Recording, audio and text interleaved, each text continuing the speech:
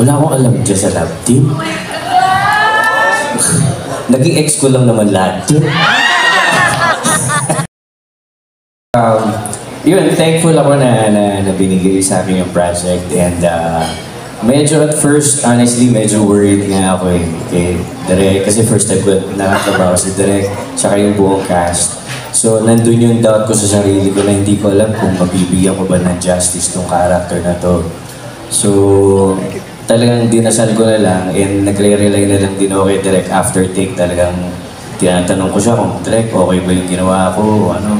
Basta kung ano man yung hindi mo gusto o mali, sabihin mo sa akin na direkta. Kasi mas gusto ko yung gano'n kaysa yung parang uneasy na minsan nag-iisip ka, tama ba yung ginawa ko o okay ba? Kasi syempre hindi lang yung sarili ko, iniisip ko rin sa Sofia. Mabigat yung mga eksena namin. At itong batang to, lugi nga ako dito, ang bilis umiyak. Ako ngayon nahihiya na, sorry na sandali lang ha. Mag-i-emote muna ako. So nakakatulong naman, at least yung nagyayakap kami o hawakan niya ako, at least nakakatulong naman. Minsan si Direk, papataw Direk, tulungan mo naman ako dito. Pag may binanggit na siya, yun na, iiyak na ako. So, thankful na rin and first time ko kasi nakatrabaho na to and nakabalik dito sa GMA. Thank you so much. And Sir Kim, big curious lang kami. Since galing ka rin naman sa love team, ano masasabi niyo po sa Team John? Wala akong alam dyan sa love team. Naging ex ko lang naman lahat yun. Hindi. Ito na kasi yung new generation. Iba yung panahon namin.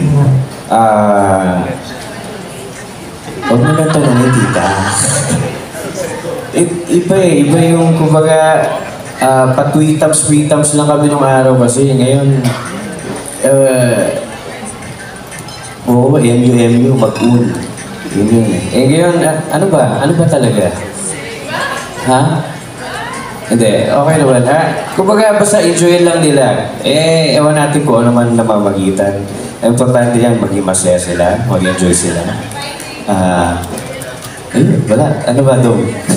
Yun lang, and basta mag-enjoy lang kayo. Enjoy nyo lang yan. And with your role po dito sa Prinsesa ng City Jail, ano po yung naging realization nyo regarding sa mga preso?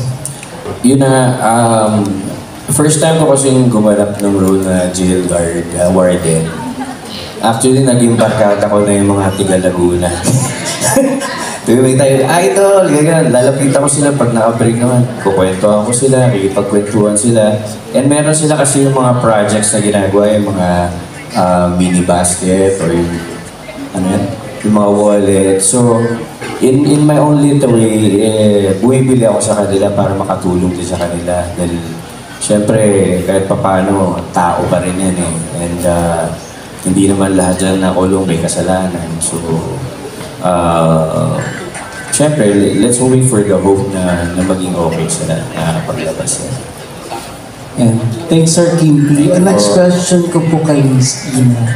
Sabi sa character mo, ikaw yung pinsan ni Divina and na nakakaalam ng lahat ng masasamang plano niya. So, handa ka rin bang konsintihin ng isang taong malapit sa iyo in real life kahit alam mong mali siya? Shucks. Happy New Year! Okay, to be honest, medyo hindi. Parang wala sa personality ko kasi even with my family, even with my mom, my sister, or my best friends, kapag mali, I mean, I still love you, but I'm gonna tell you talaga mali yan and I won't tolerate. Pero at the same time, for the role, medyo na-enjoy ko din kasi babaeng bakla yung character ko. So in a way, medyo parang naintindihan ko rin siya. Kasi yung character naman ni Divina dito, kumbaga, sobra lang niyang hurt na tao.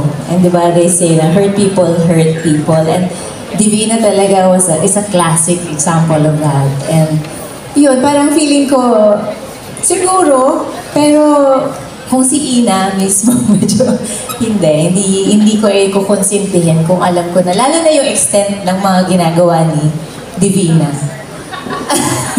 Kasi medyo malala. Pero kung medyo mild lang, baka konsintihin ko lang.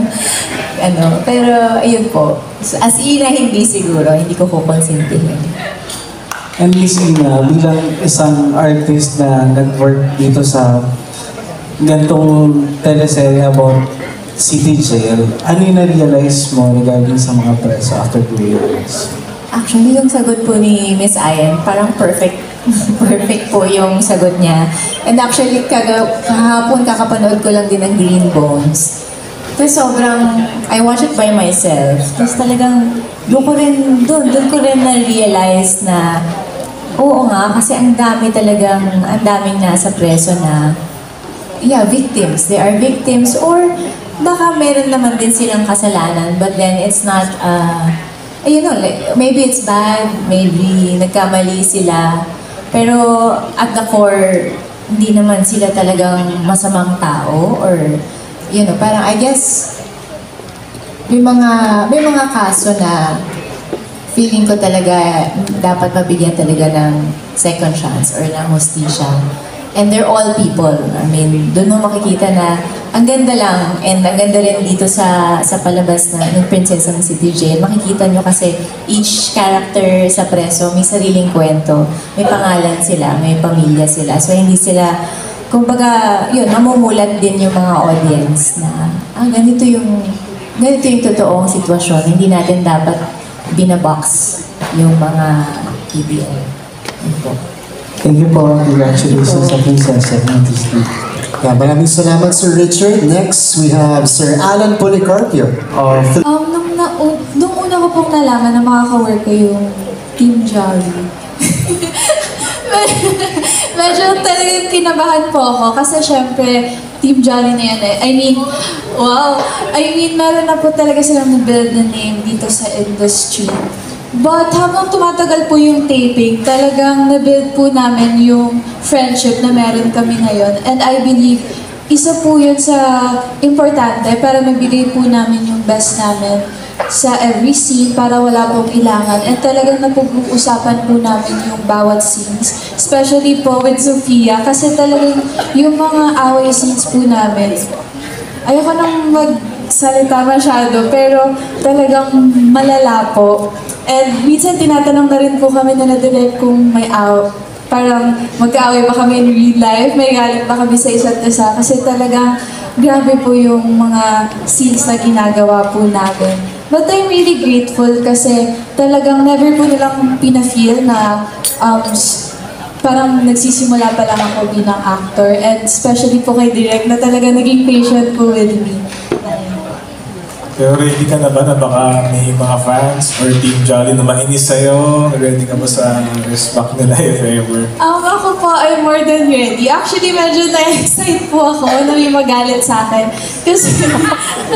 Kasi parang ang sinasabi po palagi sa akin na kapag kontrabida ka and kapag may nagalit po sa yung mga viewers or mga fans, it means po nagawa mo po ng maayos yung trabaho mo. And yun naman po yung goal ko dito. Alright. Thank you, Lauren. Thank you po.